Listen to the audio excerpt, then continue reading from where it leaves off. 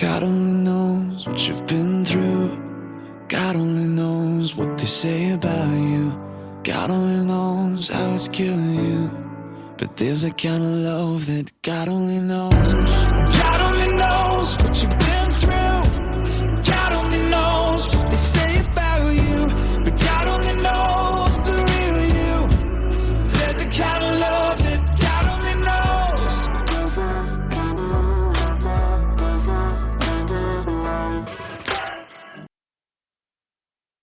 Welcome to Season 2, Episode 42 of Your Journey Is Not Over. My name is Tanya Pearson Randolph. This is my own personal journey, and the expressions and opinions are of my own. I own all the rights to my personal journey and to Your Journey Is Not Over. Neither are to be used, copied, or edited in any way without my consent. Okay, as I said a few episodes ago, I thought my spiritual awakening started the day I buried my husband. It was the most devastating day of my life. And as I said at my husband's funeral, when I got up and I spoke, I thanked everyone on behalf of my husband and I, and how much we appreciated the love and support throughout his very short illness. I was very aware enough to even say to everyone that would be the last time I could use the words my husband and I, or we. After that moment in time, it would only be me. But some magical things did take place that day that I will soon share with you. I know it's hard to believe, the one of the hardest, no, make that the hardest day of my journey so far. I was still open to the signs, to my gifts. And I'm so grateful those signs I received were much needed signs that I so desperately needed. God knew what I needed, and so did my husband. But first, I've done a lot of reflecting back and soul searching, and of course, many conversations with my spiritual advisors. And I now realize my spiritual awakening has slowly been taking place my whole life, and I wasn't even aware of it. And my gifts, they came at such an early age. Again, just natural, genetic, not really even realizing that they were actually what one would call gifts.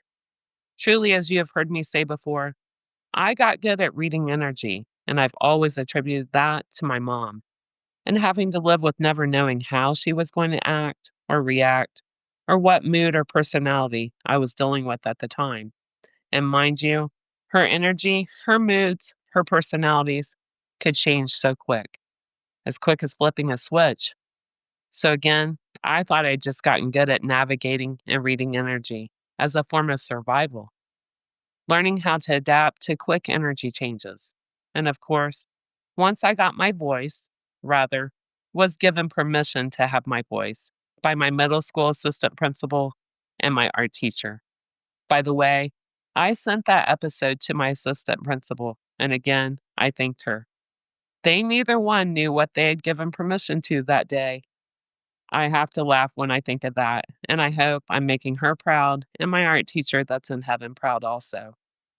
Once I got my voice, I came out of my shell completely, and I became the complete opposite of who I was before that. I became social. I knew everyone, even parents, grandparents, of all my classmates. I talked to everyone, always had a smile and uplifting words and lots of energy always. No matter what I was going through at home with my mom, I left that negative energy at home, and outside of home, I created my own little happy-go-lucky life. And yes, I've always, since I came out of my shell, knew I had the love of people, could talk to anyone from the mayor to a homeless person, and treat both the exact same way. Relate even if I never expressed that to anyone. Make people feel seen and heard by me. And I've always had a soft, pure heart. I said heart, not mouth, okay? Let's not get that twisted. As I've been told by my spiritual advisors, I have a heart so pure and full of love and light and understanding and compassion and empathy for others. But I also have a tongue that can cut like a knife, especially like I said in my last episode. If I'm backed into a corner after doing the dance with whatever devils I'm trying to just walk away from, and those people, that entity, wants to keep on trying to hurt me without provocation from me, then yes, it's not above me or below me to finally unleash and tell whoever all about themselves. If they won't look in the mirror, then I will be their reflection. But I do it verbally. To most, it's been the cold hard truth that was much needed to hear about themselves. Break their illusion of who they pretend or have themselves and others believing they are. Bust their masks wide open. And yes, even though my mouth can seem uncontrollable, believe you me, there's a reason, a purpose to every word I say. As I've said before, I'm not no one's yes person. I'm not no one's doormat, never have been. And I'm not no one's gatekeeper neither. And yes, the truth hurts, but the truth needs to be spoken and heard. Not for revenge, no, not at all. I let God do his job. Revenge is mine, saith the Lord. But if I'm pushed and I'm prodded and I'm backed into a corner and I can't get those people off of me, out of my energy, constantly projecting who they actually are onto me, then yes, God does want us to defend ourselves.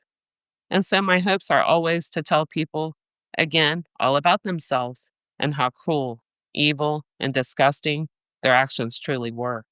And hopefully, they will see the error in their ways, their behaviors. And hopefully, those people can change their behaviors, their actions moving forward, and not continue to hurt innocent people.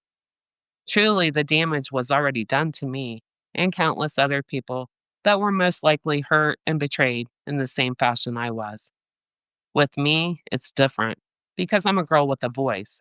That will only take so much, then it's game on. If you ask for it, you got it. And as my grandma always said, be careful what you wish for. You just might get it. And yes, I do know some people don't care what kind of attention they get, good or bad, as long as they are getting any kind of attention at all. And truly, that's sad to me to know that's how certain people actually feel validated. Seen and heard. Hey, attention is attention, right? Even if you have to go to the depths of hell to get it. With new levels comes along new devils. Never forget that. Getting back on track, I've always known that again, I have a deep love of people. I really do. I can easily connect with total strangers, and I have lots of compassion and empathy and can truly feel others' pain. So much so, I cry when people are telling me about their journeys. I can't explain it, but my soul feels their pain deeply. And yes, I've always thanked God for my love of people, my compassion, my patience, and my ability to understand others' heartbreaks and their pain and sorrows. And on the flip side, I have always had an intuition, if you will, a deep knowing that something bad is getting ready to happen, death even. I get a really heavy feeling, and it feels like a ton of bricks is on my shoulders. It's an uneasy feeling, and no, I never know who or when or how. My gifts, now that I know what they are, does not let me have access to that information. The only way I can even try to explain it is I just know. So then, my whole life, I start to warn everyone around me that I love to be extra cautious. Slow down. Triple check yourself on the roads, the stop signs, the highways, etc. People that know me already know I don't play or bullshit when it comes to my warnings. And I'm always right on the money. I can't change anyone's free will. I ain't a master manipulator, nor an energy manipulator. No, I'm the complete opposite. And if I give you a warning, consider yourself loved by me. Because I'm not a banshee running in the streets, nor do I use my energy on just anyone. And truly, I must be connected to whomever, or in some kind of way, to even pick up on a danger in their lives. Again, it's free will. And most people trust me enough to listen, and others, well, God bless, they eventually have to find out on their own. And we wonder where the saying, I told you so, came from, right? Again, I'm just trying to explain what the parts of me I now know are truly gifts from God. There's so much to share in leading up to my spiritual awakening. And again, all the spiritual warfare I've had to battle. Yes, it was a battle, but with God as my backup, I won't lose the war. Now that's confidence, not ego talking. I got all the trust and the faith in our Father.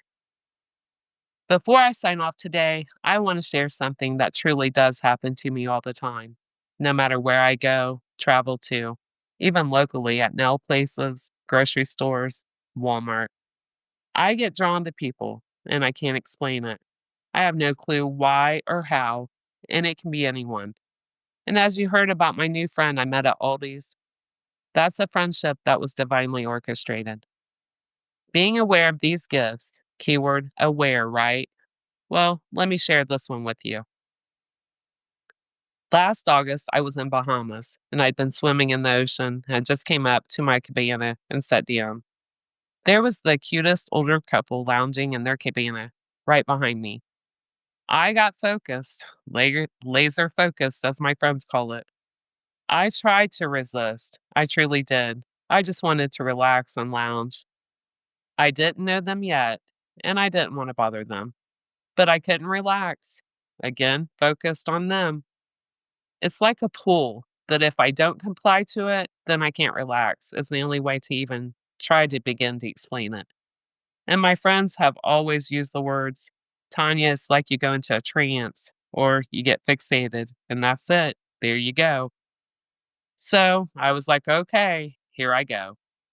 I walked back to them, again in my head, saying to myself, what are you going to say? What are you going to say? Because I truly never know. I put my faith and trust in God to please give me the right words. And when I opened my mouth, I asked them, do you want me to take a picture of the two of you? The gentleman immediately sat up with this huge smile on his face and said, please, along with his wife. They were so happy I asked. Then he said to me, you must have read my mind. I just laughed and I told him, no, I didn't read your mind. God did. This concludes my podcast for today. Please join me next Tuesday. Listen in and always remember your journey is not over. God bless.